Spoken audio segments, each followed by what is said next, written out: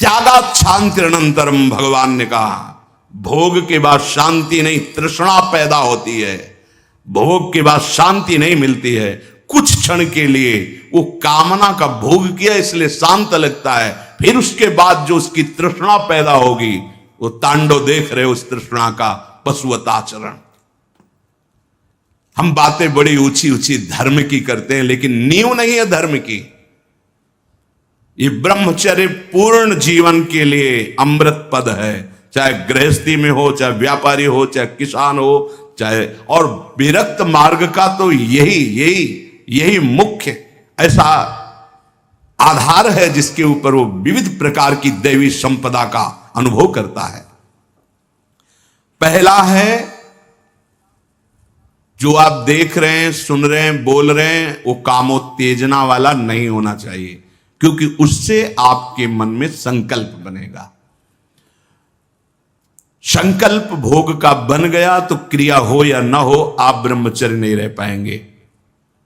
एक बार परमहंस स्वामी श्री ओंकारानंद सरस्वती जी महाराज, साक्षात मूर्तिमान ब्रह्म, नजफगढ़ कानपुर गंगा के किनारे, बहुत ही ज्ञान संपन्न महापुरुष, तो हिम्मत करके पूछा गुरुजनों से तो अपनी बात, महाराज जी पूर्ण ब्रह्मचर्य रहने में कई ऐसे साधकों में परस्पर वार्ता को कहते हैं स्वप्न दोष हो जाता है, तो हम कैसे अखंड ब्रह्मचारी माने जाएंगे। महाराज ने जो वचन बोले, यदि आप कोई कुचेष्टा नहीं करते और कुछ काल के बाद ऐसा होता है आपने स्वप्न में भी कोई गंदे दृश्य या गंदी भावना नहीं देखी, स्वाभाविक आप जगे ऐसा, तो बोले जैसे उफान आती है किसी वस्तु में, वो वास्तविक जो ब्रह्मचर्य जो संतानोत्पत्ति वाला वो नहीं निकल पाएगा, उसके ऊपरी भाग का, उससे कोई हानि नहीं होती। यदि आपने कुछ चेष्टा पहले से अभ्यास की है और आपका स्वप्न में गलत संकल्प बन गया है, फिर वो वैसा माना जाएगा। इसलिए संकल्प का त्याग करे, कभी कुचेष्टा न करे। स्वाभाविक कभी खान पान बिगड़ गया या कभी स्वाभाविक ऐसे अधिक श्रम अधिक थक जाने से ऐसा हुआ, तो बोले वो ब्रह्मचर्य खंडन नहीं माना जाता, ऐसा उन्होंने बताया। दूसरा,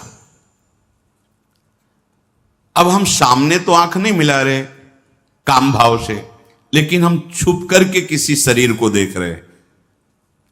किसी शरीर का प्रयोग इसलिए किया कि चाहे जो साधक हो, जिस भावना का साधक हो, काम भाव से किसी भी शरीर को देखना वो उसके लिए अष्टमैथुनों में आता है और वो ब्रह्मचर्य नहीं धारण कर पाएगा।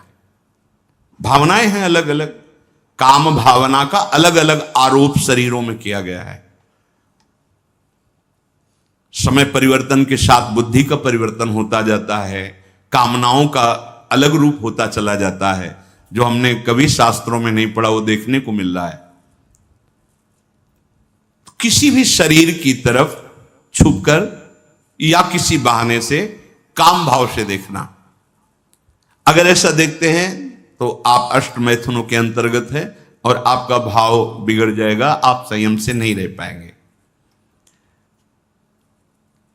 एक बार दृष्टि भूल से चली जाए उसे देखना नहीं कहते। जैसे आप मारो, अचानक दृष्टि गई, बस आप हटा लीजिए। जैसे यमुना स्नान करने गए, गंगा स्नान करने गए, यहां जहां सब परिवार स्नान करते, अचानक दृष्टि गई है, अब दोबारा नहीं देखना। अगर दोबारा देख लिया तो अष्टमैथुन के अंतर्गत आता, वो आपका भाव बिगाड़ देगा। भूल से दृष्टि चली जाए तत्काल उधर से दृष्टि हटा लें। किसी भी माता बहन को जिसको जो गृहस्थ में पाणी ग्रहण किया वो अर्धांगिनी, इसके अलावा जहां भी दृष्टि जाए अपनी दृष्टि को सुधारना है। जैसे हम अपनी मां के पास रहते हैं तो क्या भाव हो, कोई गलत भाव थोड़ी आता। अपनी बहन के साथ रहते हैं तो क्या गलत भाव आता है, वो तो राक्षस है जिसके अंदर गलत भाव है, वो मनुष्य थोड़ी है। अरे बहन बेटी मां है तो परम पवित्र, इनके तो चरण रज माथे पे रखते हैं, माथा इनके चरणों में रखते हैं।